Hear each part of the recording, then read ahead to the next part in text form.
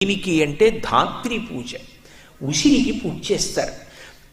ఉసిరికి చేసేటటువంటి పూజ కూడా సామాన్యంగా ఉండదు. కార్తీక మాసంలో ఉసిరి చెట్టుకు చేయవలసినటువంటి పూజ యొక్క కల్పాన్ని ప్రత్యేకంగా ధర్మసింధు లాంటి గ్రంథాలు మనకి తెలియచేసాయి. ఉసిరి చెట్టు ఎక్కడ ఉంటుందో అక్కడికి వెళ్ళి ఆ ఉసిరి చెట్టు దగ్గర నిలబడి దాని యొక్క మొదట్లో ఇంత పసుపు కుంకుమో అక్షతలో సమర్పించి ఉసిరి చెట్టుని ప్రార్థన చేస్తూ కొన్ని మాటలు చెప్తారు.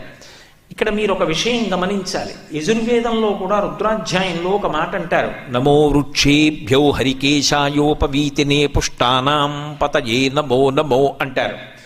ఈ చెట్టు రూపంగా ఉన్న శివుడికి నమస్కారం, చెట్టు ఆకులుగా ఉన్న శివుడికి నమస్కారం, చెట్టు ఆకులలో ఆకుపచ్చతనంగా ఉన్న శివుడికి నమస్కారం అంటారు.